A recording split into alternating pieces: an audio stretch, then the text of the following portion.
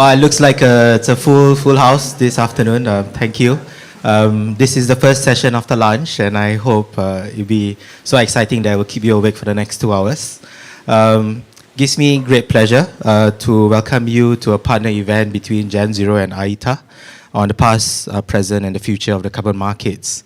So right now, the carbon markets, it's fast evolving, and it gives me great pleasure to invite two esteemed guests.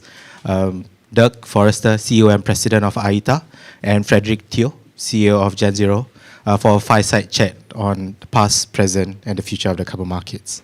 Doug and Fred, please.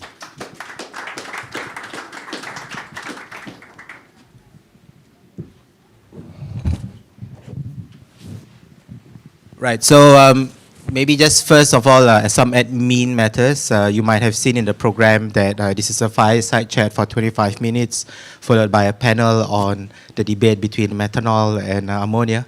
That's not right. The next part is actually a conversation with ICVCM and some actors across the carbon markets value chain on some of the developments on the ICVCM front. So let me first start off today. Carbon markets, we are in a turbulent year. Right. I wanted to get your thoughts and insights on the recent developments on the carbon market and what your perspectives are. Maybe we'll start off with Doug.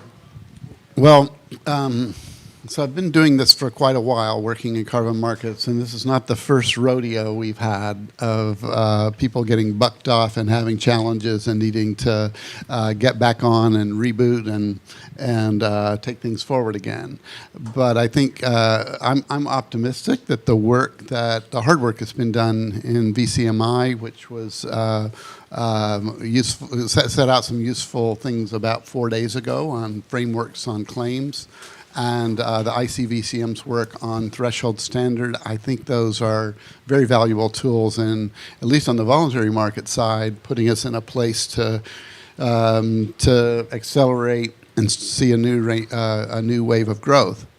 I'm not sure all the countries are ready for it. I think that's one of the good things about COP, and this gives us an opportunity to go around to other pavilions and learn what different countries are thinking about how they want to use Article 6 and those flexibilities and how they envision their markets of the future evolving, because that's going to be really important context. And I'd say the last thing that I kind of want to mention related to it is I think it's also, like in the world of markets, important to keep our eye on what really matters long term. And I think in our estimation at AITA, voluntary markets were never intended to be the final destination.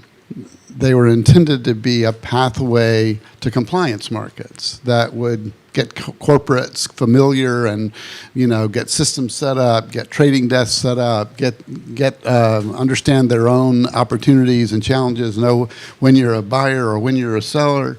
And that's been the value of voluntary markets, right, in many, many places. And I think that's still the holy grail of what we need to work toward, is getting more and more countries to set up their own carbon pricing systems that utilize the trading advantages. So I'm pretty optimistic that we're going to start to see that. Hopefully we get a little progress here on Article 6, and that combined with these efforts in the ICVCM and VCMI to enable that growth to accelerate. Have you seen this before, Doug? I have seen it before a few times, and when I first started working on carbon markets, we did a press release on every trade. It's like, and now it's like you couldn't do that. Like there's way too much activity, and when you think about the context of how big the compliance markets are compared to the voluntary market, like we need to keep our one eye on the big ticket item of more compliance markets. Excellent. Fred, Gen Zero, we are 1 year old. Yes. What's your perspectives and reflections on the past year for a very turbulent market? What a way to start a new business. I mean, at Gen Zero, we invest into three broad areas of work, right? Nature solutions that help to decarbonize, and they generally, produce carbon credits. Technology solutions that support fundamental decarbonization of our economies. And then the third area is actually quite pertinent for today's discussion, which are basically carbon ecosystem enablers. Now, these are basically companies' solutions that help us to build up the carbon markets, right? The carbon ecosystem, whether they are project developers, carbon rating agencies, MRV companies, carbon exchanges, because you need an entire infrastructure and ecosystem for carbon markets to actually function well. So in addition to investing to provide liquidity into the carbon market, it was also important for us to then invest in how do I improve the quality and the functioning of a carbon market. So back to your earlier point, right? I think I would like to share perhaps a few perspectives on the importance of carbon markets and the importance of us maybe as a community having a little bit of a counter narrative to what is actually happening today.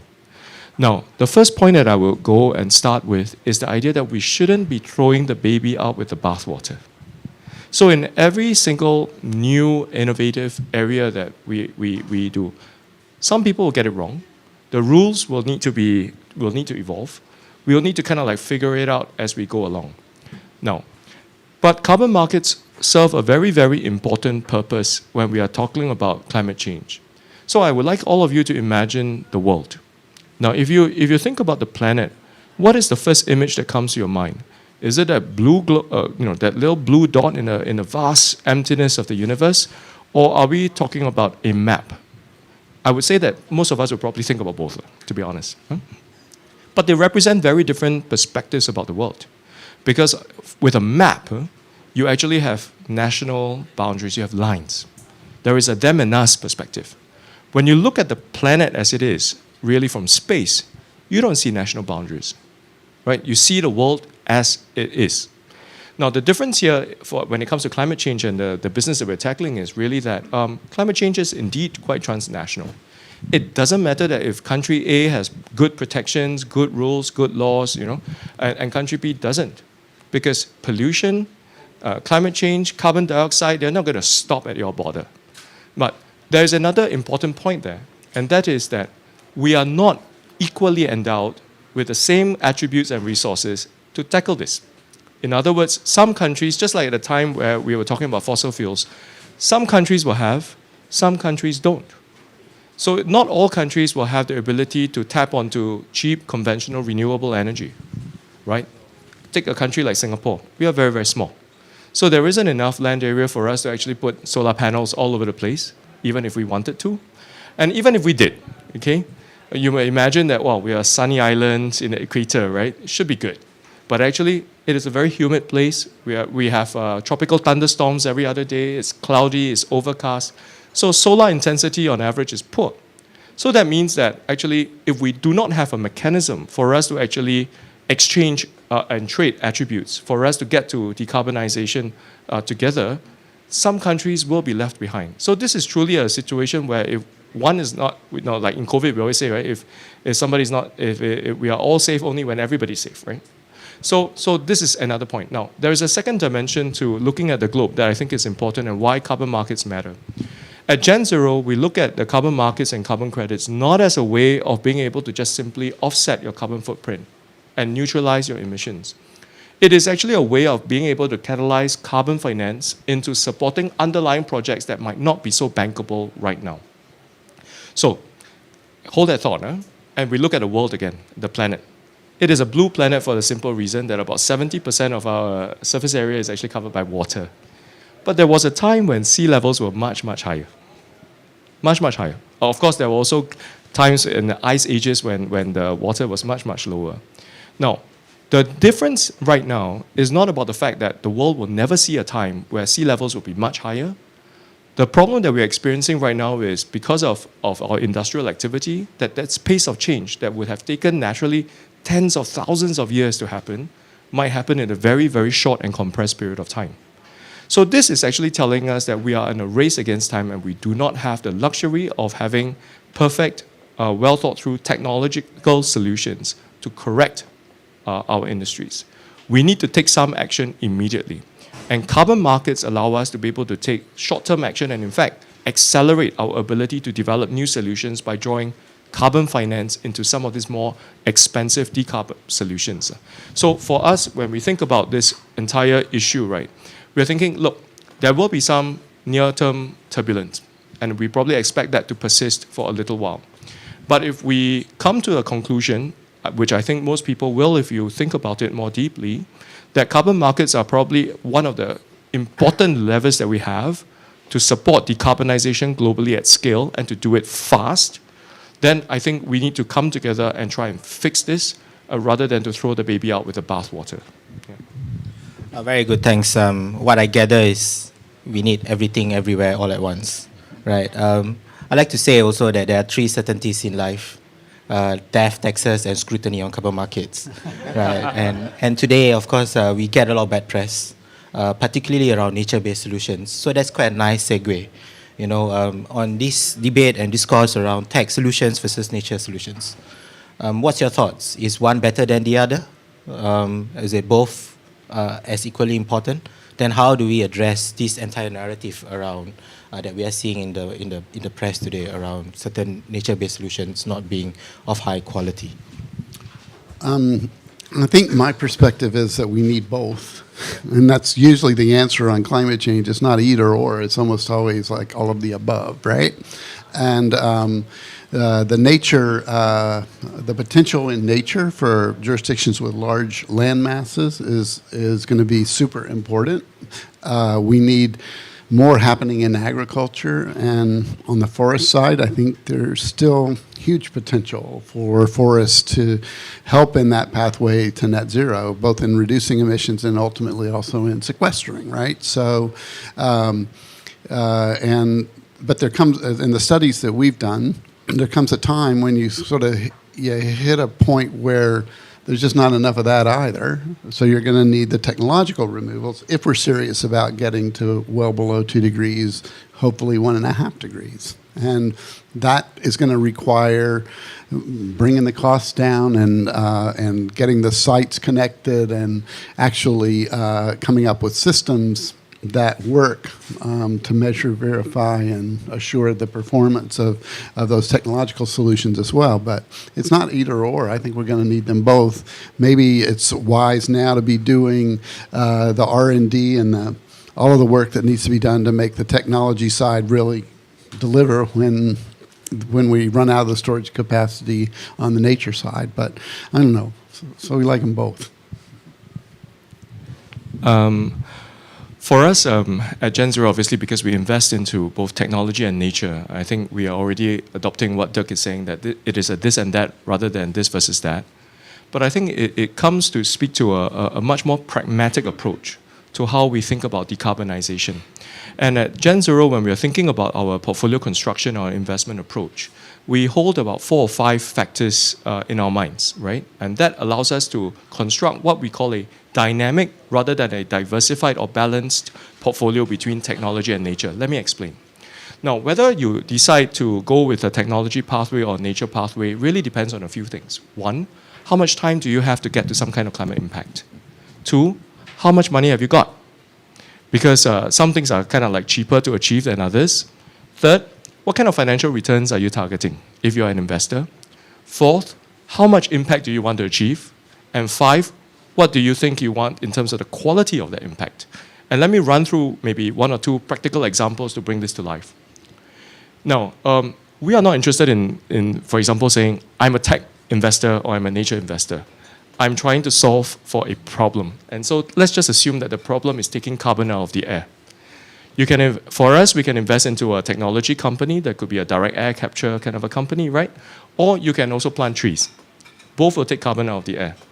Now, there are important differences though. If it's direct air capture technology companies, odds are you're not going to get to scalable solutions so soon. But if I were to plant trees, odds are, or protect forests, in a few years, I'm going to see some real results if I do it right. Second, if I'm talking about the amount of money that we will need to spend to develop a brand new technological capability, then we are talking about hundreds of millions, if not billions of dollars investments that might or might not see the light of day, right? But if we were to spend a lot less, we are probably going to get a lot more near-term carbon impact from planting trees. So, and in terms of returns, if you're investing in a technology company, odds are, if you are successful, you're going to be seeing very VC-like type of returns for technology. But that is if you manage to back the right solution. Now, if you are choosing nature solutions, odds are the returns are going to be a little bit lower. There may be a lot less risk from a whether it's going to happen perspective, but then you're going to have all kinds of reputational and regulatory and political risk and so on and so forth. Now, all of these things are telling us basically that there are some of these different considerations which, depending on what you decide to prioritize and what your risk appetite is, you may come to very, very different answers. Now, if you have the luxury of being able to invest across all of these things, then you might be able to construct a portfolio that encompasses all of these things. But if you, at every single point in time, if you are resource constrained, and most investors, governments, institutions are, then you may have to make the correct decision at the point when you are trying to invest into some of these solutions. So for us, when we think about this, we think that there is actually options for both technology solutions for the problems we are solving, as well as nature ones. Yeah. So let's touch a bit on quality and what is perceived quality, right? We talked about all solutions on the table being necessary, but today, at least across the carbon market, we see a spread of prices across different project types. Are you of the view that if a credit from a particular project type is priced higher, it is a reflection of higher quality than a project that is potentially priced a lot lower? Why and why not? And potentially it gets into another question around how should we actually define quality, right? How is the discussion and how is the determination of quality evolving today? And this is probably a nice segue to the next section of the session. I guess as I look at it, I think price and quality don't necessarily go together. I mean, I think the market sorts it out, and what actually delivers in the end will reflect that. I think, for example, the evolution of I think this is what most of us that have been working in and around the ICVCM would recognize, and have more conversation about that in the panel, but it's going to, I think, produce a premium product, right? Because it's a higher threshold. It's got a scrub across all of the quality criteria that we've been using for years to make sure they're up to snuff for the current iteration. And when I think about your earlier question, I look back and there was a period of time where what was happening in the CDM was revolutionary compared to what was happening in voluntary efforts prior to that. But then voluntary standards came along to try to improve on what the CDM did, because there were shortcomings in that approach. So really, I think we live in an era of consistent and continuous improvement, which is a big theme for the ICVCM. It's a big theme for IETA, that we ought to be continuously improving. And in that world, the continuous improvement is going to continually bring along new things that maybe cost more, maybe have a higher price, maybe deserve it, but it also may be a wacko project developer that thinks his thing is worth more, and it might not be. So again, market will sort that out as it tests it and pushes it back. But I don't think price alone is the only indicator of quality. Yeah. Thanks, Doug. Actually, I would agree with that. I mean, price is more often a stronger signal of scarcity than it is of quality, to be honest, right? So that is just more generally how we would look at it as an economist. But we do sometimes confuse quality with price. And why is that the case? Now, oftentimes because scarcity, things that are less common are usually the better things, okay? But in the case of carbon credits, I would suggest that there might actually be another reason why it is that we assume that pricier carbon credits are better, because we want people to pay for it, if we are honest. If you are polluting and you need carbon credits, it just doesn't feel right that you can get out of this by not paying so much, right? So there is that little bit of sentiment there that we really want the polluters to pay. We want people who are emitting to pay. And if it is too cheap for them to get out of it, that's not a good thing, because they need to pay. So this kind of sentiment, I think, is real. I mean, it's very human. But I don't know whether, when carried to an extreme, that is constructive. Because what it does is that it actually will minimize or disincentivize people to actually participate and do something. Because if it is too expensive, then it is out of the reach of many smaller companies, maybe less developed companies, or less thoughtful companies to spend that kind of money and do this. Now, ultimately, if we are wanting to proliferate any idea, whether it's a decarbonization solution, whether it's a carbon credit, we always know that something that's cost effective is more likely to gain traction and more likely to proliferate. If it remains out of reach from a price perspective, how do we scale? Now, then it comes down to another point around, I think, misconceptions around this, right? And price and quality. Now, we know, for example, that other than price as a signal for quality, the other misconception is whether or not removals are actually better than avoidance or reduction credits. Now, strangely enough, most of people will intuit, of course, there must be, right? Because one is based on a counterfactual, the other one, it has clearer additionality. But, we are now buying SAF credits in order to offset part of our travel emissions. Now, SAF credits cost about, to us, I think something like $300-400 per ton. And we use that for a small part of our travel emissions to mimic maybe the blending mandates that we can see today in some countries, okay? But they are not removal credits, They are avoidance credits, actually, right? So how do we square this then? So in that case, it's a SAF credit, which is an avoidance credit, inferior to a reforestation ARR credit, for example. Not altogether obvious to me. The other misconception around this is actually that technology is superior to nature, right? Now, so technology credits tend to be very expensive. You look at DAC, you look at SAF, you look at biochar, and some of the other things, right? And of course, planting trees, we get the credits a little cheaper. But they are partly a reflection of the cost structure, of being able to have 1 ton of impact, right? It's not necessarily a question about quality. So why would a tree that's taking in carbon dioxide be inferior to any other technology solution?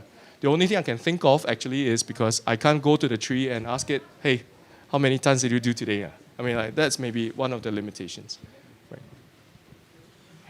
Right. 2 final questions, right? When we speak about quality, and given that we are now at COP28, it's a credit with corresponding adjustments of higher quality than a credit without. And what are your expectations for COP28? That will be our closing final interventions. Oh, this is easy because in climate change, you can almost always get away with saying it depends.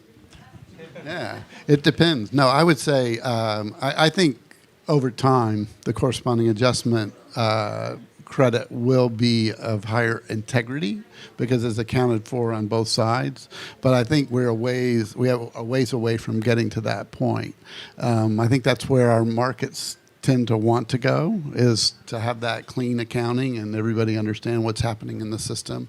But I also think that in the sphere of voluntary markets, where you've got this patchwork of pricing systems around the world, not everybody's covered, so you're in some places trying to mimic what's being done in a compliance jurisdiction in a place where there's not one, like the United States, right?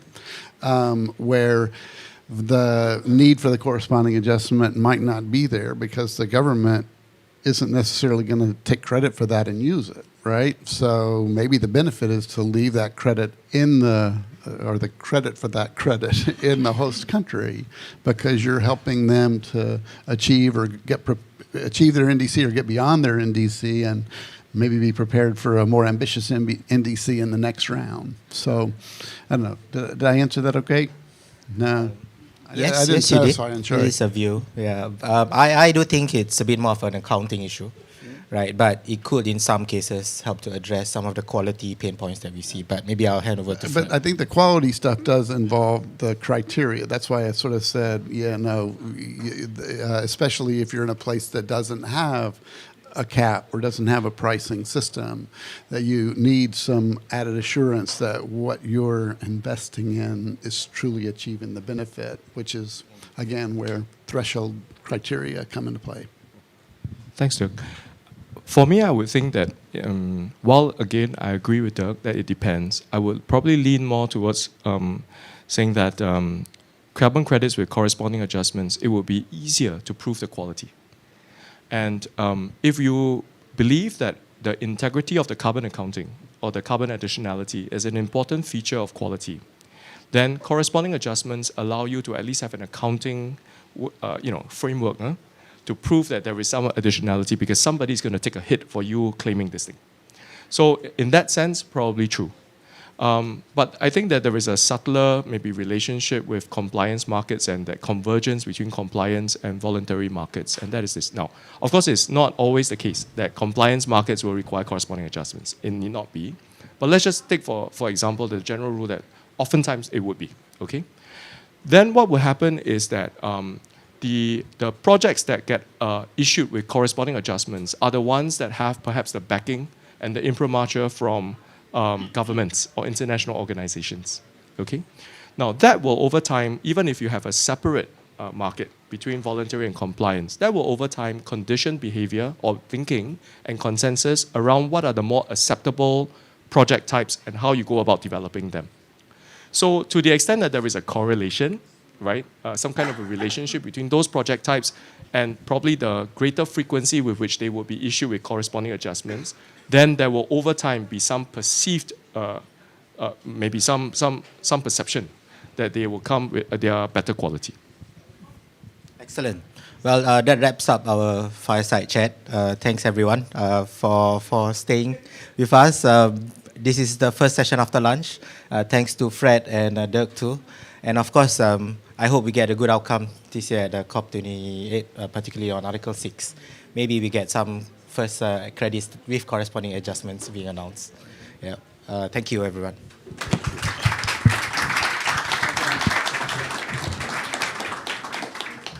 Yeah. So next up, I'll hand over to Amy, CEO of ICVCM, for the next session on how ICVCM is shaping the quality landscape for supply. Thanks, Anshari. Yeah, don't go away. It's only going to get more exciting. Thanks for that incredible launch to the afternoon. Give us 2 minutes to change the name tags.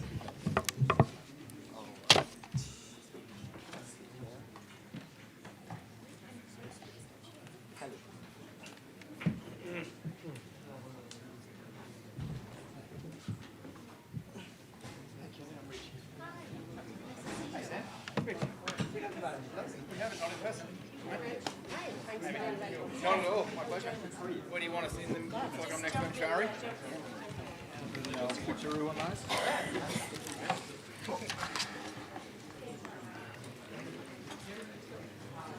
All good?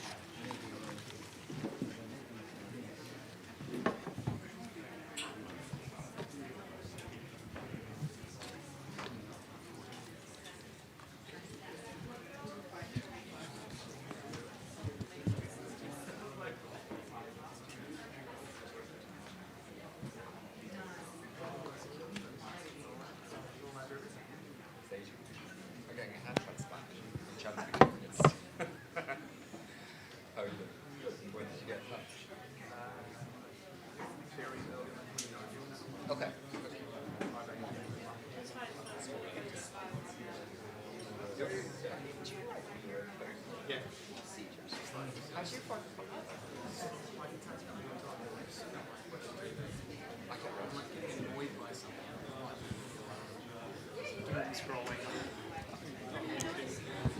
I didn't have my seat back TV wasn't working. Yeah.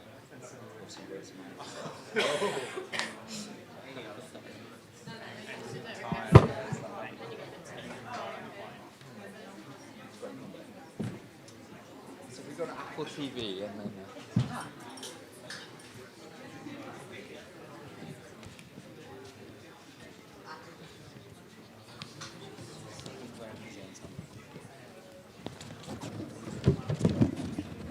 Are you over there now, Shari? Sorry? Are you sitting over there now? No, I think she's going to present something. Oh, right. Maybe I should get out of the way too.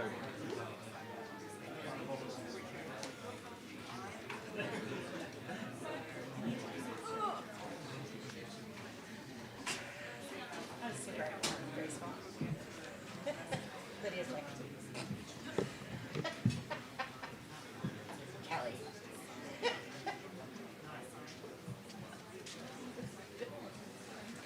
You can have fun. What is the point? No point. I mean, we have to do it for the market. Like, if you don't laugh, you cry, right? Oh, yeah. It's like the worst. We were terrible people in past lives, like really bad. Yeah, okay, there, that's true. Good point, good point. I know, it's fine.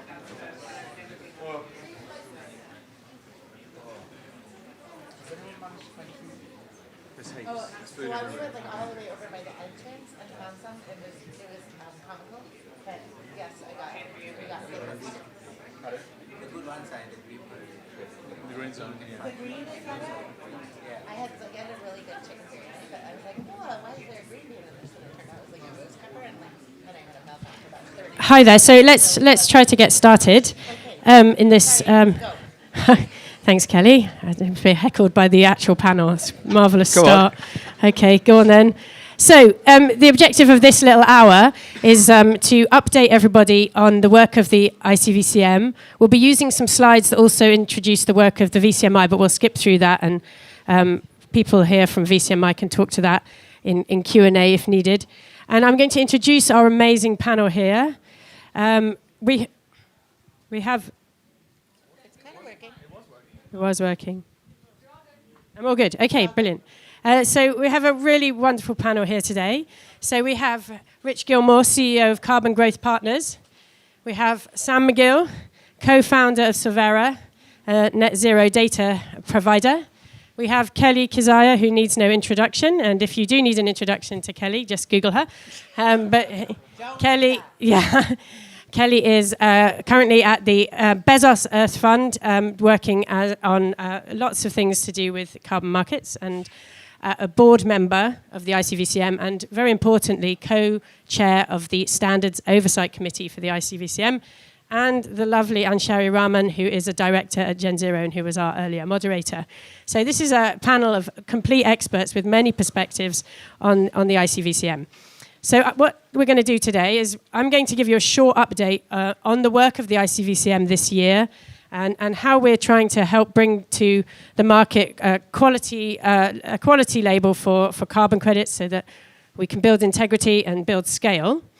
We'll have some quick reactions to that, and then we'll have a broader discussion around what it means to enable integrity in the market in the short and the longer term. So if we can kick off with the slides, that would be amazing.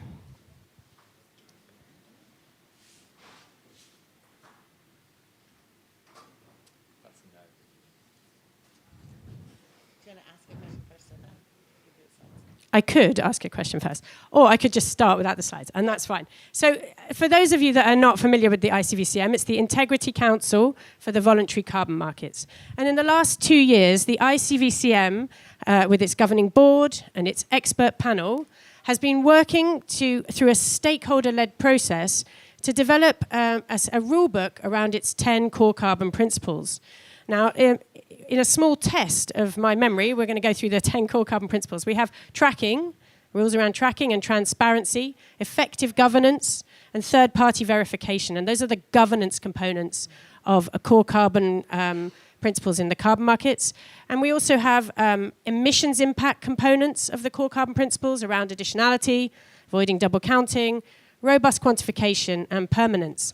And these are familiar terms to anyone who has worked in the carbon markets over time.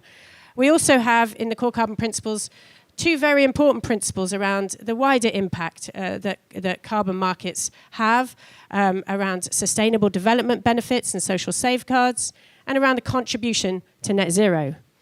So if we can skip through the next slides, thank you. Keep going, please.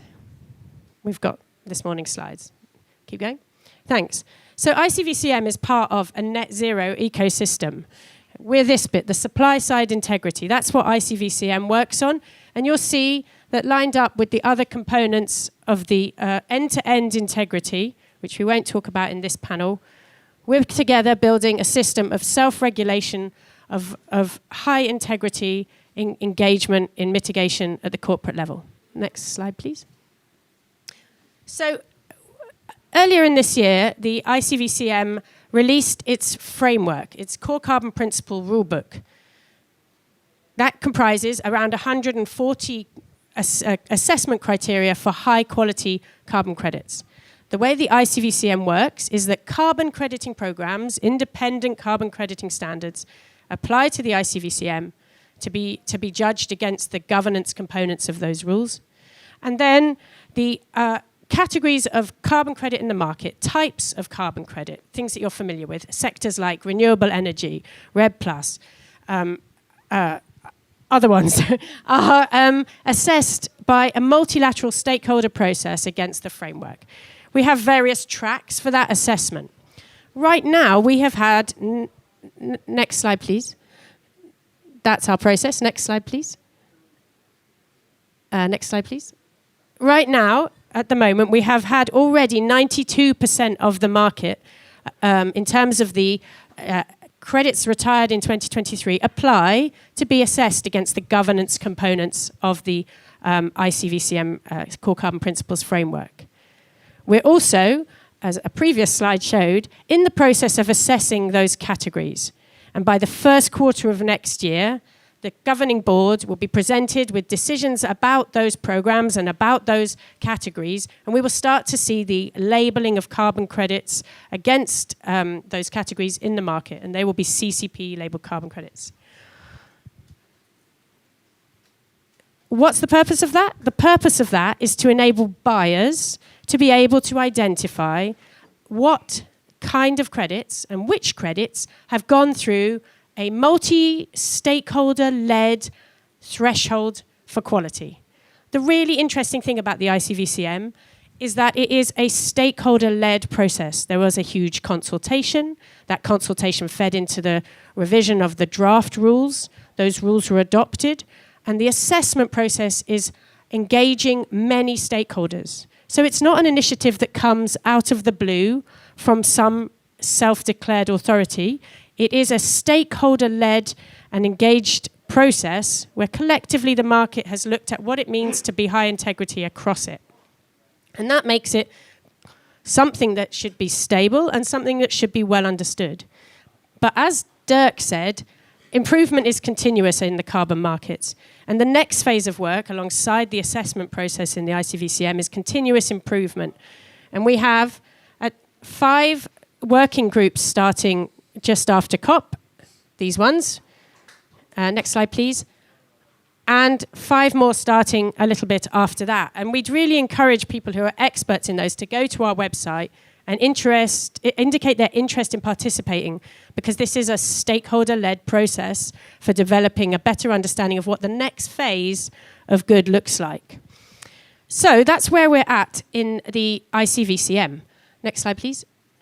We are also working with local communities and indigenous people to develop a platform that is hosted by the ICVCM and other partners and enables a central place for IPs and LCs to develop their voice in the voluntary carbon market, which we know has been a difficult place from which to find a voice in the past. Next, and we can go back to the original slide with the faces. Thanks. So that's a very short presentation on the work of the ICVCM.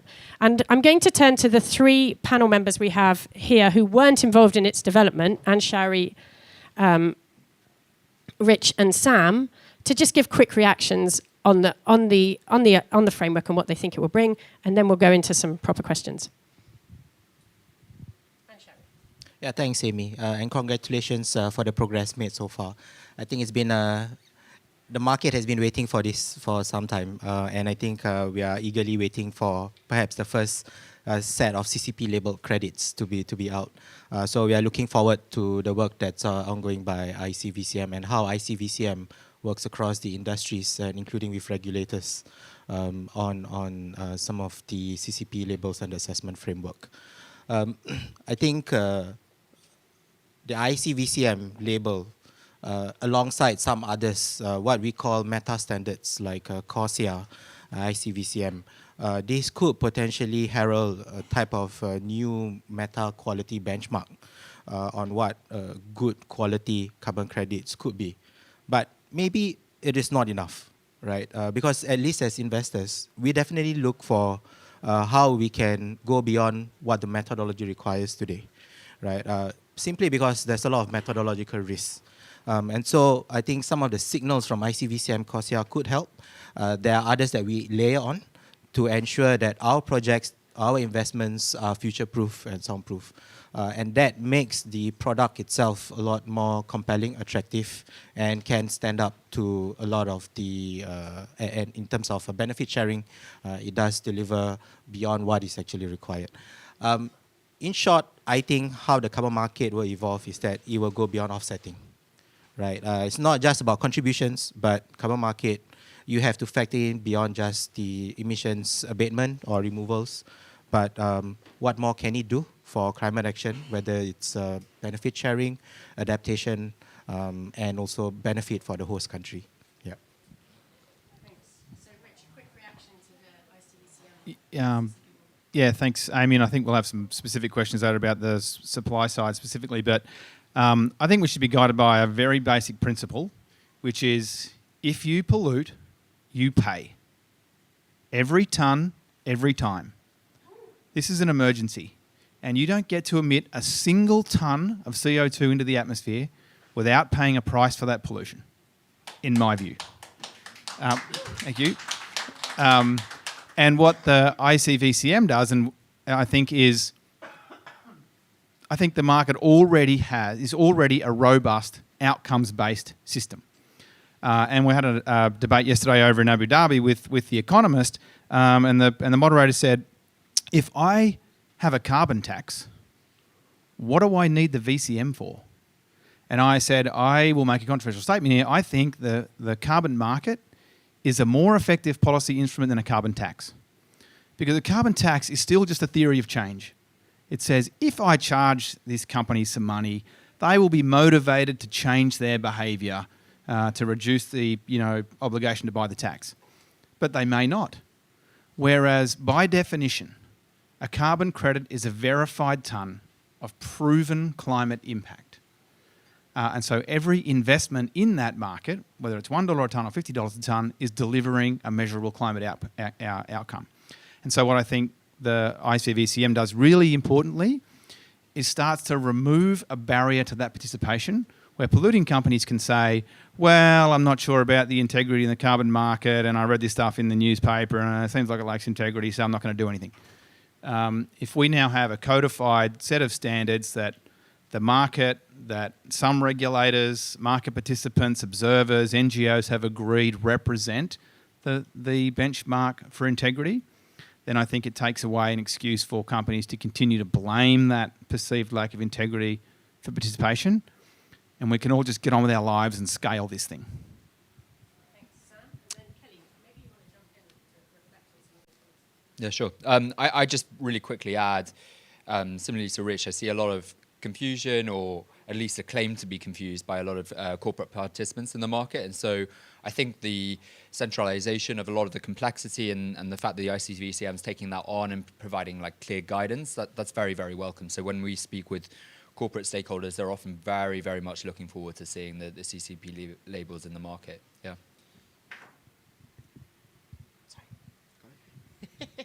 Thought I'd tie you up. I think we're no longer the past, present, and future of the carbon market, though I like that because I think we might be all three on this stage. I think what the purpose of the ICVCM was to cut through some of that supply side confusion, to be the sort of standard of standards, to make it clear to buyers, some sort of marker for quality. There's always going to be a policy decision that everyone needs to take on top of that. If you're a company, is it nature you want to invest in? Is it energy you want to invest in? What is your investment priority? That's not something the ICVCM can set for you. But what we can do is clearly mark a minimum set of criteria and clearly mark the credits that meet it. We're not pretending to drive investment decisions. That's not our job. We just want to make clear and get rid of some of the confusion in the market about which credits meet certain criteria. Those criteria will evolve every couple of years as well, because we have to be in this stage of continuous improvement. I think, private sector investment into climate and nature needs to increase 700% by 2030.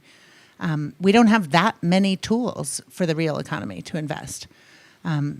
Carbon markets are really a fundamental one, and I think we need to get rid of the idea the offsetting notion, this artisanal notion. We need to start thinking about these as tools to cover within supply chain emissions. Right now, if a company wants to address their Scope 3 emissions, they can invest, but it doesn't show up in their inventory. This idea that inventory accounting is sacred and accurate and carbon credit accounting is flawed and not as good. It's not true. We have to be able to use that accounting. I think accounting might be one of the greatest things that carbon markets have brought to the world. And that can be the way that we channel within supply chain investment, not only beyond value chain investment. We just need some clarity on the supply side. We need to unlock the demand by making rules that make sense to drive these investments within and beyond value chains. And I think the ICVSM is a really crucial part of that. And then we need to use those commitments to leverage further, better, more concessional, better terms, finance, because we have to generate trillions and trillions of dollars, and we need every tool we have. I'm not saying carbon credits are the only tool. We have to keep innovating and keep finding other tools and keep finding other ways to get people investing in this climate action. But they are a tool, and I don't know why we would drag them down. So we're trying to prop them up. We're trying to create some clarity and drive further and further investment. Yeah, I'd just like to react also to a couple of the points made. So I think in the earlier fireside chat, Dirk also talked about how the voluntary carbon market is sort of a marker for innovation, right? And I think we cannot forget that the function of the voluntary carbon market and the purpose is to go beyond what the compliance requires. So Rich talked about carbon tax. So when a regulator sets a carbon tax, there are many factors that go into setting what the price is, right? It's not just what the externalities of the social cost of carbon is, but there are other factors like competitiveness and whatnot. But what can the carbon market serve beyond the policy side and what the regulators do? That is a function that we must not forget in terms of applications of novel technologies, whether it's in terms of improving precision of MRV or even new types of technologies that are very nascent, bringing down the green premium. Those are all where the voluntary carbon market can really play a role. And the key thing is to ensure, as you said, 1 ton is 1 ton. That's either being abated, reduced, or removed. Okay, thanks. So we've jumped right in, and because that's what we do in the carbon markets. And so I think I'd like to drill down now into how different components of the ecosystem help build confidence and help deal with reputation and scale. So I'm going to ask Sam, what does a rating agency do to support a high integrity carbon market alongside integrity thresholds like the ICVCM? Well, I think the clue is in the word threshold. So what the ICVCM is doing is creating a new threshold by applying at the methodology level certain constraints and quality filters. What we do is essentially take the same quality components that the ICVCM is assessing and apply those at the project level. And in doing so, we provide a huge amount of data to the community. And that's useful in a few respects. I think firstly, as Anshari mentioned, if you're an investor and you're making an investment decision on a particular project, you're making the investment decision on the project, not the methodology. Of course, you'll consider the methodology, but you've got to consider that project. And so you need a huge amount of depth and assessment, a lot of data to understand whether that's a good decision that you're making. And so we provide a lot of information there. The second thing is, although the methodology filter will raise the bar, there will still be a huge distribution of quality within each methodology. And so what we're able to do is make that visible. And that's really important for the market, because it will allow us to identify where those methodology filters are potentially letting us down and where we need to actually tighten them or change the methodology. And it will also show where the distribution of quality and where good practice lies so that we can double down on what is working. And then I think the third thing we can do is, the market's come under a huge amount of attack this year. And it's going to be very difficult for something like the ICVCM on its own to actually defend its work, because the data around its performance won't necessarily be available to someone like the ICVCM or any market participant. And I think what we haven't been particularly good as a ratings agency at doing is creating a comms muscle around actually defending the market, showing our data, showing, hey, look, this analysis that was done that claimed that X is true, actually we think that's a poor analysis, it's incomplete because X, Y, and Z, and then go out and defend the market. And I think increasingly we need to be using our data to actually defend the robustness of the processes and the checks and balances that have actually been created. Yeah. Yeah, go for it. Jump in. And just to say, I don't think that these things are competing with each other. I think you've described it incredibly well. It's so complementary. We know at the ICVCM that we're not going to assess project by project. That's not what we're doing. But we also know that's sometimes very much required. We've run into that hurdle before, for instance, with the project-based RED Plus. I think you would have to do a project-by-project assessment to understand where the loopholes have been used and where the loopholes haven't been used. It's not at the methodological level that you can necessarily see that. So it's very much these two can coincide and be complementary. Hi, Lisa.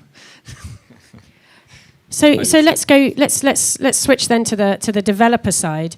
So Rich, what are the most significant aspects of operationalizing compliance with the CCP? What does it mean in practice at the project level? Controversially, not much.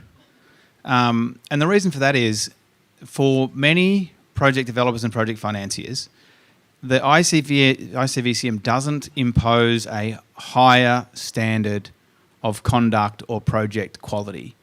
It codifies what are already the high expectations of projects and communities and the behaviours of those project developers and investors. And so for laggards who haven't perhaps been performing to the higher standard, it does impose a higher bar.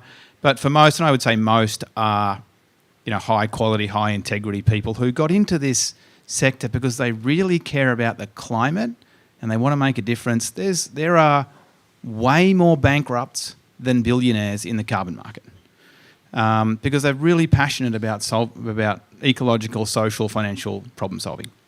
I think in addition to just codifying the behaviours and safeguards that responsible developers already have in place, the ICVCM provides a consistent understanding about what those systems and processes and safeguards and behaviours are across. And so it does lift the bar there. But I'd say for most responsible developers, it's a positive for them because it's raising the bar for all project developers, and not all project developers will be able to meet it. It's the same reason that some mining companies, for example, really welcome much higher safety or environmental standards at their mines because they know they're going to be able to clear them and their competitors won't. And so I think it's more about codifying what are those safeguards and behaviours rather than, for most, introducing a more onerous or burdensome set of obligations. Thanks. I'm coming to you, Anshari. Here we go. So, Anshari, give me the investor perspective. What does it do to have CCPs for investor decisions? What does that mean for a buyer as well? How do we use this sifting through, as Rich says, to show what's the good quality in the market and leave the others behind? I'll respond to your question, but I thought I want to react to something that Rich said on whether on an operational level it does affect. Maybe it's worth looking at specific examples and drilling down into some of the things that ICVCM has put forward. I'll be keen to hear, at least from a project developer's perspective, what do you make of some new requirements, like, for example, a 40-year MRV period, right? Is that something that's already being done today by the bulk of the projects that you see on the ground, or is that something new? Is that going to create more barriers in terms of project implementation, or is that something that project developers are already trying to adapt to? Right, and that's also a part of my response to your question. I think for us as investors and potentially for buyers out there, it's really about the confidence in the credit itself, right? And sometimes you can go into the weeds of what is the methodology and what are the additionality assumptions, how does the project address leakage and permanence, right? And sometimes it is a bit of an art than it is a science and an exact science. And here you are dealing with counterfactuals and hypotheticals, right? And so having that confidence label is going to be quite key. I would stop short of saying ICVCM is going to solve all the pain points that we are seeing in the market today. But as Kelly pointed out, this is a continuously evolving process. On the flip side, right, as investors and potentially also project developers, shifting goalposts might not necessarily mean the best things for the project itself, because you have to look at, I'm investing in a 30-year project. I'm investing in a project that I need to put in resources and capital to ensure that MRV is done on a 40-year basis when the project is probably going to credit for 10 years, 15 years, 20 years, right? And in 5 years' time, the rules change, right? So that kind of, I suppose that kind of policy clarity, predictability, and certainty is going to be important for us. And I will also acknowledge that it's going to be a very complex world, because ICVCM is going to interface with COSIA, is going to interface with the regulators, individual jurisdictions and geographies might set their own rules on what's good in their mind. So I think it's just going to be a fairly complex world, and it's up to us to kind of navigate. But on a whole, it's about confidence building, and I'm pretty sure the work that ICVCM does is going to help with that. Yeah, I just want to go down into that point with Kelly. I'd really like Kelly to talk about that sort of second vista of the future component, and what is that interface with the regulatory environment that we might expect in the future? And do respond to Anshari, of course. Anshari, I think it's top of mind for us as we evolve the standard. Just to come to your point, and then we'll go to the regulatory point. But as we evolve the standard, we're not trying to pull the rug out from anybody that met the standard at this time. We will expect the programs to continue to up their game, in particular when it comes to environmental and social safeguards. We know that's a place where the market, where new standards are emerging. We as a society are becoming more and more aware of the kind of things that are necessary, and that'll be at the program level. But we don't expect a credit that was generated in 2013 to have the exact same standards that would be generated today, and we'll keep that in mind as we go forward, because that is not the point, right? We're not going to retroactively be applying the standards, but we will be improving them. So it'll be like any standard setting body. We have to continuously improve those standards, but we're not trying to say, "Oop, not anymore. The credits you bought yesterday are no longer valid." That's not the kind of thing we want to do. We're aware that we're in a market, and that we have to be able to evolve our standards without undermining the exact thing that we're doing. On the regulatory side, I do think, our end game, as Dirk said earlier, is regulation. And I think that's regulation on disclosure, regulation on consumer protection, regulation on emissions, please. And, I would happily compare carbon taxes with carbon credits, but I would take them all. Yes, please. I'm not, my tool is better than your tool. More. And I think what we're doing is, it has taken us a long time to get there. But it's because we're trying to run a really balanced process. We're really thoughtfully considering everything, and we're putting together multi-stakeholder working groups because, as you said, sometimes this isn't a science, it's an art. It's not as if the newspapers make it seem like this is a right answer and a wrong answer. So much of this is policy related and perspective related. And so you really have to put together these multi-stakeholder groups to debate this out, to get experts around the table, to decide what is the right answer, to find the balance. And what we're trying to do is get to a very balanced and therefore stable decision on this. And we hope that then regulators can look to that and draw from that, because we will have already gone through a lot of the ouch to get there. Thanks, that's really helpful. Okay, so let's look at what that means in the next few years. Let's focus down there a bit more. I mean, let me maybe start with Sam again. Sam, how do we get to a place where all the projects are great projects and everything's high integrity from the emissions and the human perspective?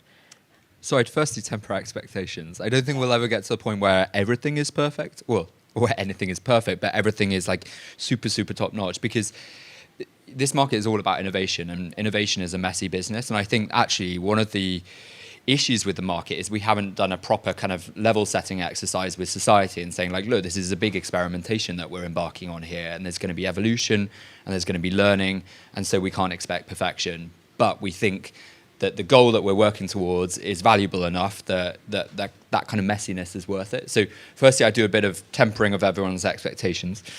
But that said, I think what's been really great, I think, about this whole exercise that the ICVCM's been through, and also the ratings agencies have actually been kind of doing that, I think, in parallel, is there's been a huge amount of learnings around like what has worked and what hasn't worked.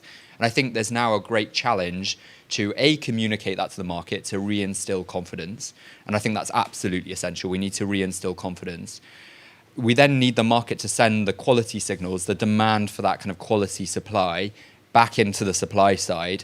And then I think it's about evolving the supply side to internalize the learnings of this whole kind of review process that we've all collectively been through. So it's about taking a lot of this capacity that's been developed and actually putting it in the hands of the developers so that we can have high quality projects. And I think, there's been a huge amount of innovation, particularly on the sort of technical capabilities to produce really high integrity data sets that can be integrated into project development, but also to do that in a very efficient way as well. So we're able to produce hundreds and thousands of data points in, within 24 hours. That's the sort of exercise that would have taken, a single poor, analyst like days and days and probably weeks of work, and they'd have produced a much less high quality output. So, it's all about taking that capacity, taking that learnings, and then embedding that into the supply side of the market. Yeah. Thanks. That's really interesting. I think I'd really like to hear Richard's perspective on what are the constraining realities. So we're moving towards great projects. Not every project will always be a great project. What are going to be the fundamentals that in the end we find we've hit a point where further improvement gets really difficult? I think there's a misconception out there that the carbon market is oversupplied. There's all these cheap credits sloshing around, and that's holding back climate action. And if you look at the immediate term, there's a case to be made that that's true. So this month, so far, with 1 day to go, well, 1 day in the adding up of the sums, we've retired 13.7 or so million credits across the main registries and issued 21 million. So we're oversupplied by 8 million today.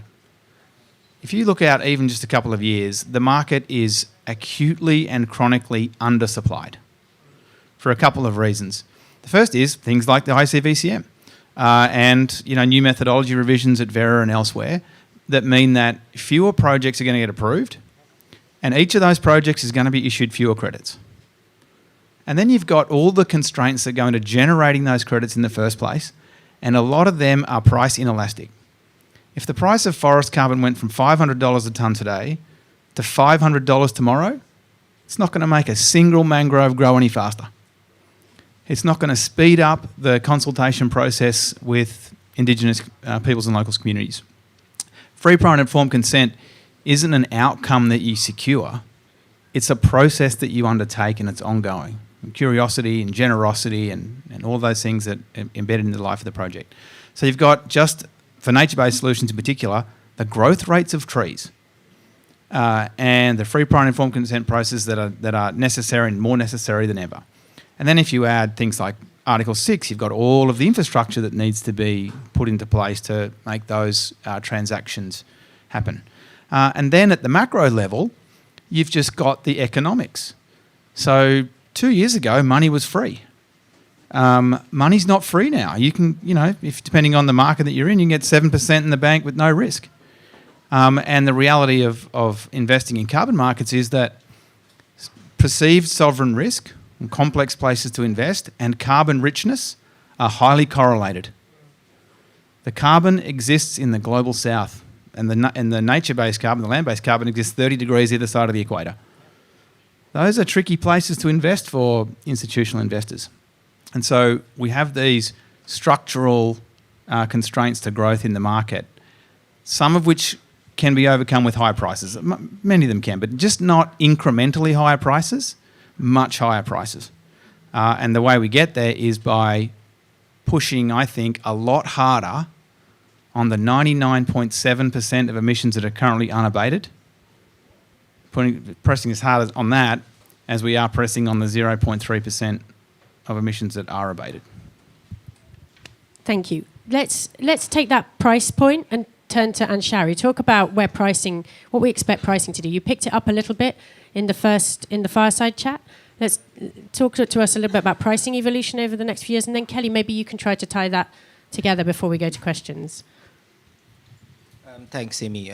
Just very briefly, I think there's a spread across different project types, right? And in part because of the sharp scrutiny that we saw on certain project types, some of the reductions type projects like Red Plus, we are seeing kind of decline prices to about $3 per ton today. But certain types of project types like removals, particularly nature-based, have remained quite resilient, about $15 per ton over the past couple of months. And I think that's in part due not just in terms of what is perceived quality, but also where the demand side is. Because there is clearly, at least for the voluntary carbon market, higher demand for removal type credits. And then we get into the tech-based removals, which is really in the range of $500 to $1,500 per ton, depending on technologies. Hopefully the prices will come down as we get some of these technologies scaled up and deployed. And I think probably there will be a premium for CCP labeled credits. We'll see how that goes. And I think at least what we've observed in the past couple of months, some hints of what a premium for corresponding adjustments could be, right? So I think that the market will kind of advance a bit, and I think there'll be different kinds of offerings.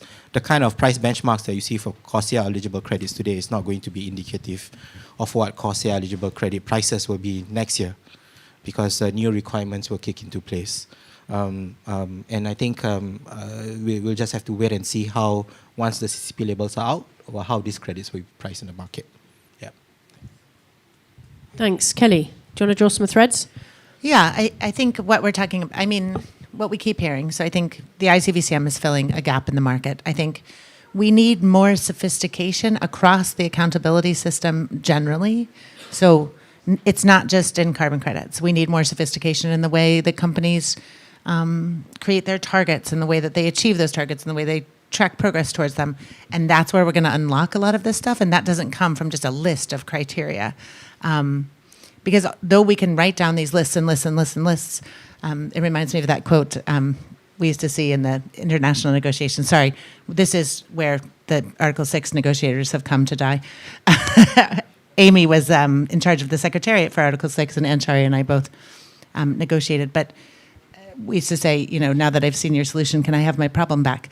I think if we just continue to create these lists and lists and lists of rules, it's not as if that makes them... It doesn't make something practical.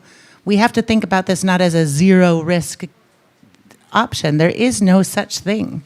We have to start to see carbon markets look more like financial markets, where we try to mitigate risk and we address things, prices through risks and all of that, but not that we expect to create enough rules to have zero risk associated with anything. That's ridiculous, right? There's nothing in life that's risk-free. But we need to start having better mechanisms to address that risk, and including through price, right? Through different kinds of liability, through different contracts. Like, we need to make this whole system more sophisticated, more mature, as we've seen happen with other markets. And then it will function better. And I think that's that's price. Some of that's, you know, look at how we try and deal with permanence now. It's like, we should just make more years. 8 billion years, you know, I think other people would mitigate that risk in different ways, right? There's different ways to deal with all of these things. And I think that's why we have in the ICVCM the continuous improvement work programs, to bring together people from other sectors so we can learn from them and create a more mature market and create a better and more holistic solution for finance. That's what we're trying to drive here, is results-based finance. Yeah, I thought also there's, as the market matures, how the carbon credit is being priced, it's worth thinking, and I don't have the answer here, whether we should price a carbon credit for a project like an art piece, or whether it should be priced as a commodity, right? Because both will have different mechanisms and different values attached to that. So I think that's an open question. Thanks. So I think you've heard a lot of different aspects of short-term integrity and how we deal with that, the long-term evolution of integrity, and the relationship between risk and price and technology, and the journey of integrity in terms of project level, threshold level, market and programs. I'd really like us to have time for questions. I really hope it's given you something to think about. And so let's turn to the floor. Do we have a mic on the floor?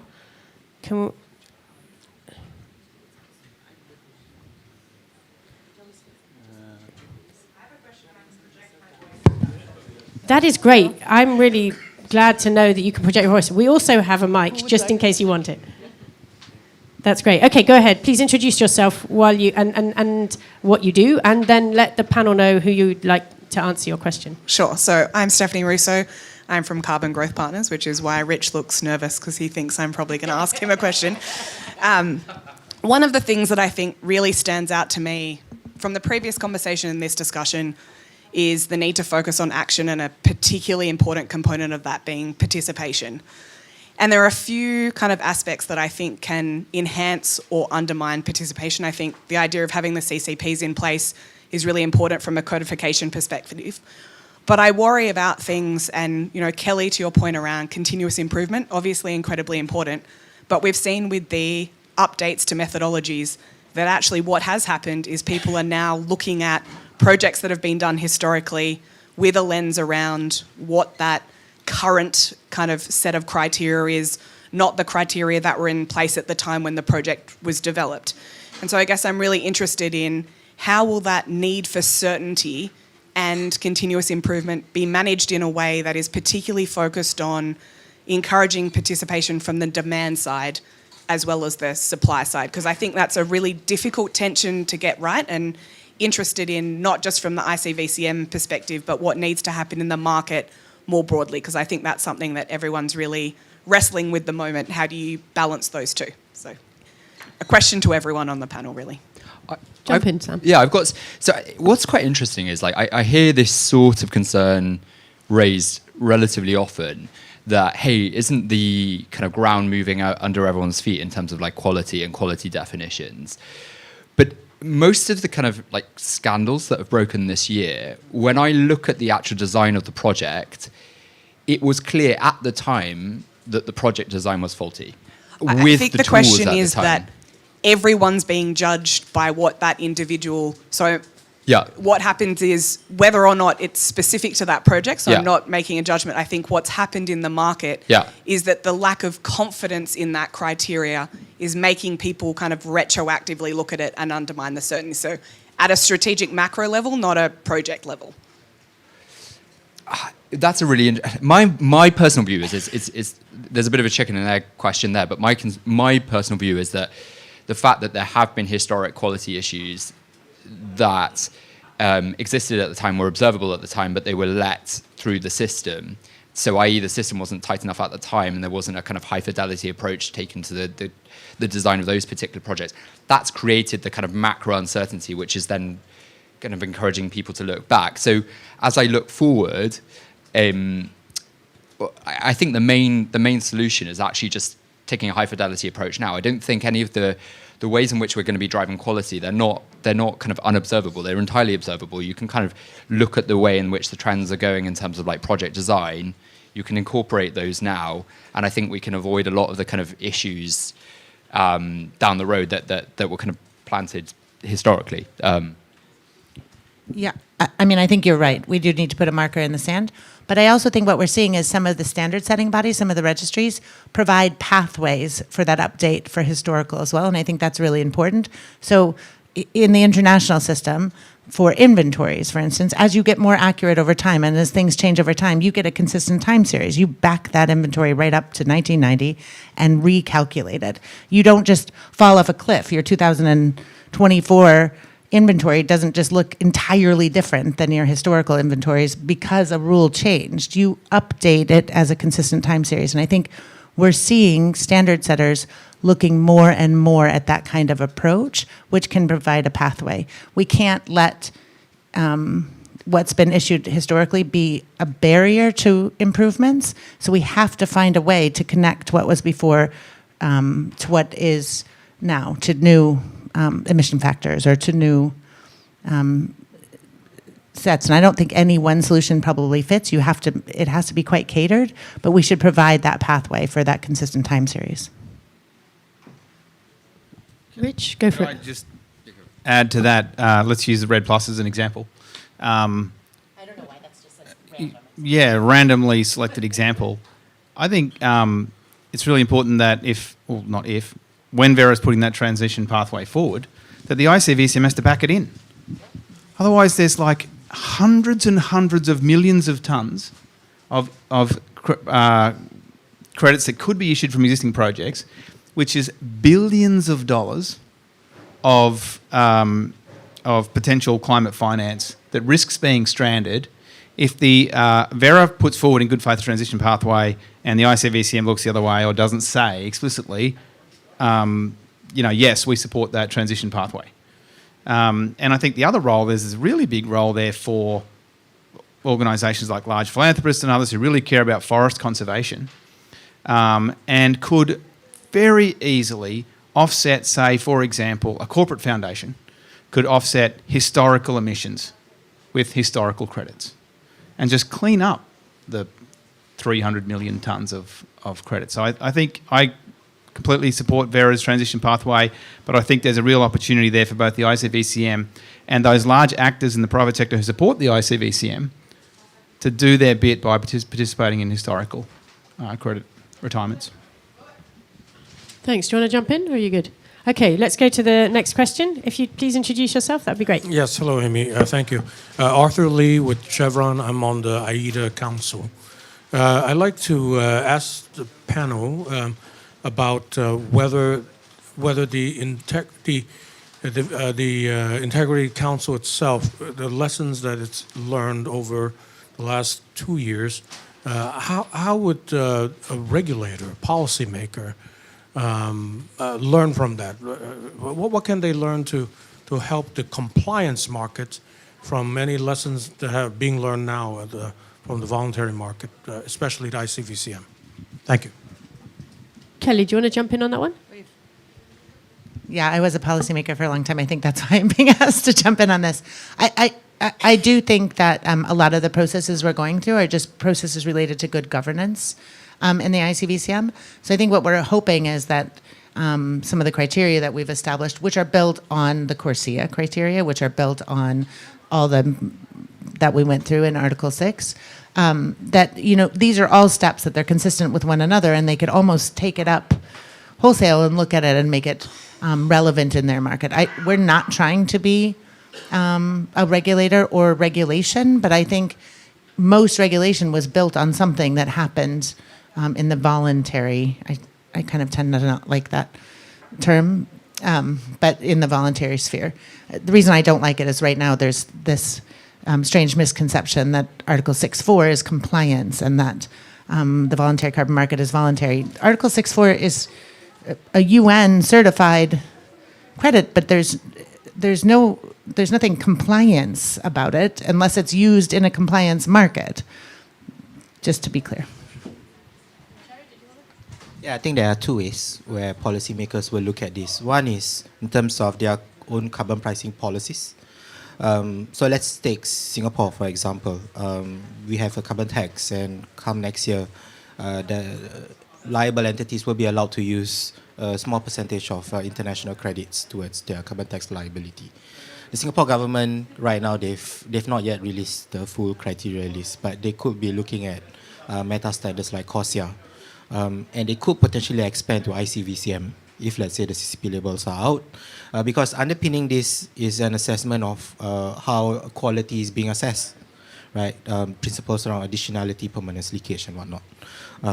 The other way is how potentially regulators could come in on the VCM space, particularly around corporates' own disclosures and their own corporate claims, right? And we are seeing this trend coming up quite exactly. Right, and they could be looking at even meta standards, not just from the supply side like ICVCM for the voluntary carbon market, but also on the demand side. Maybe they could be referring to VCMI, right? So this is where I think the policymakers could come in on this point. Thanks. Should we take another question? Yeah. Brilliant, thanks.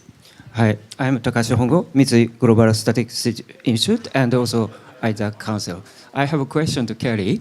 So I'm really interested in the way forward, future of the ICVCM, because I think the CCP are very reasonable.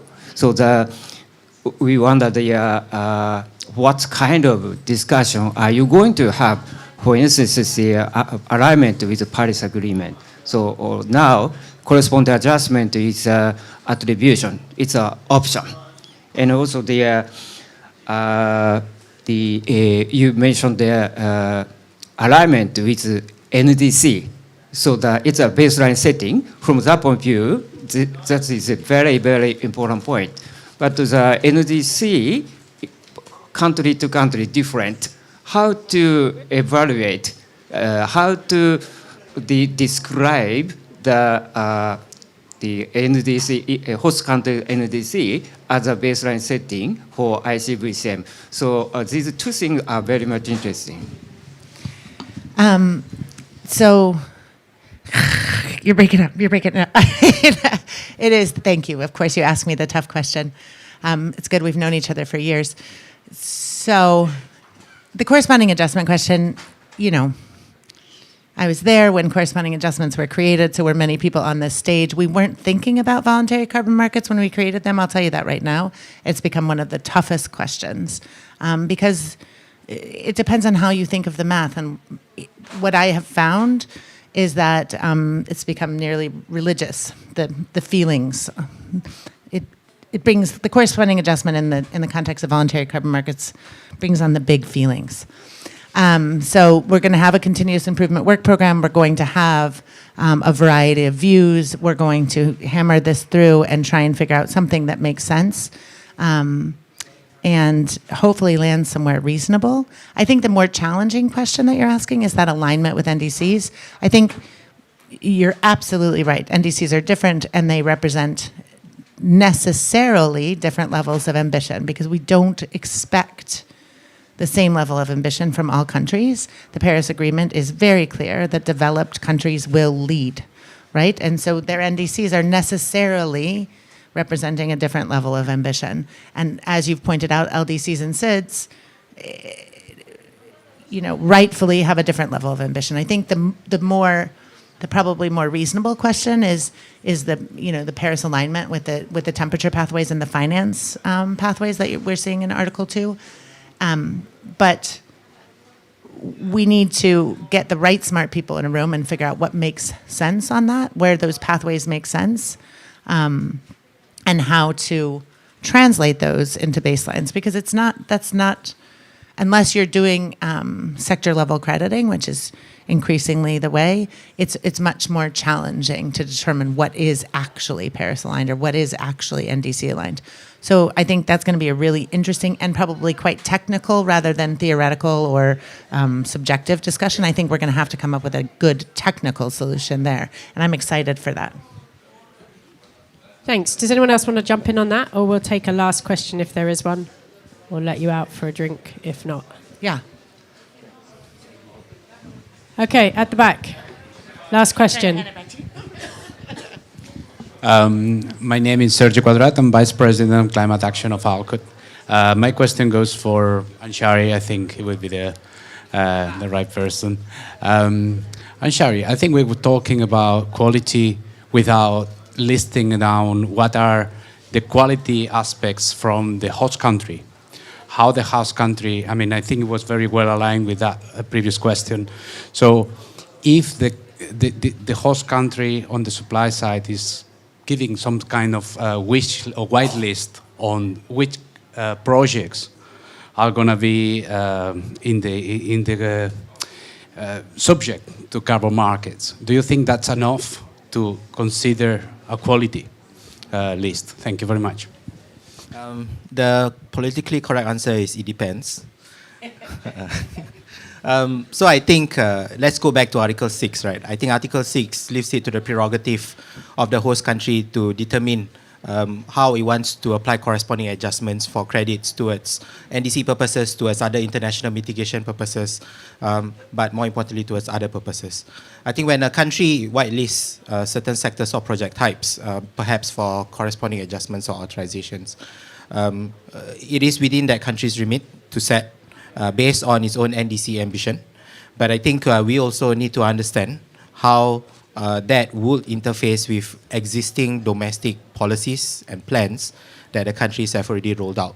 Let's say, for example, a country has an economy-wide NDC, and as part of that NDC, it has pledged to plant 1 million trees, right? But at the same time, ARR is considered as a whitelisted within its country.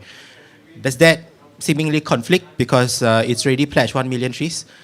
On the surface, it might, but when you go down and you drill down deeper, you could look at the geographical coverage of where the 1 million trees are being planned for planting, and whether all the other additional ARR projects will be beyond the geographical boundary. So those are, I think, where it gets into specific conditions. But where a country is prepared to provide authorization and corresponding adjustments, that is a good signal. And I think that is probably a precursor, at least for investors like us, to have some form of certainty and predictability from a host country's perspective, how it will leverage carbon markets and Article 6, not just towards its own NDC achievement, but beyond. Yeah.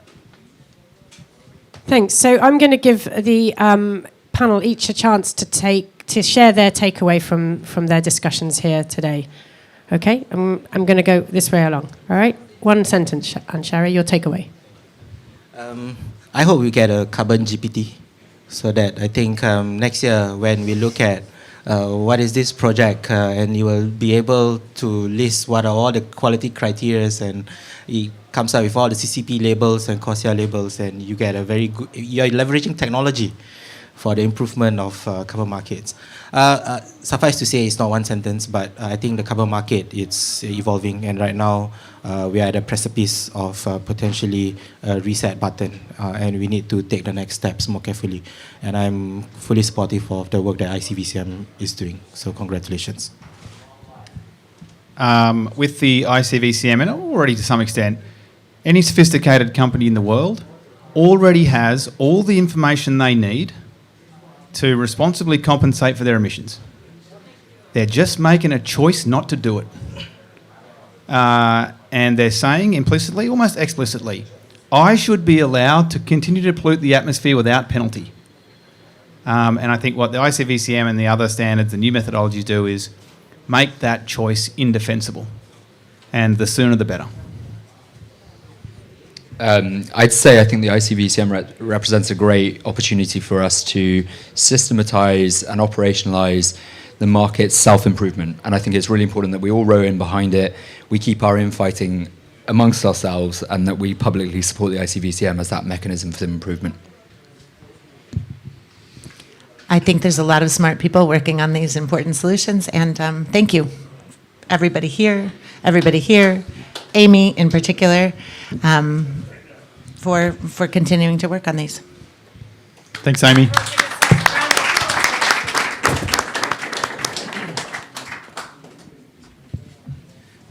One final word. If you want to learn more about Carbon Markets 2.0, come to Singapore Pavilion tomorrow at 4:15 p.m.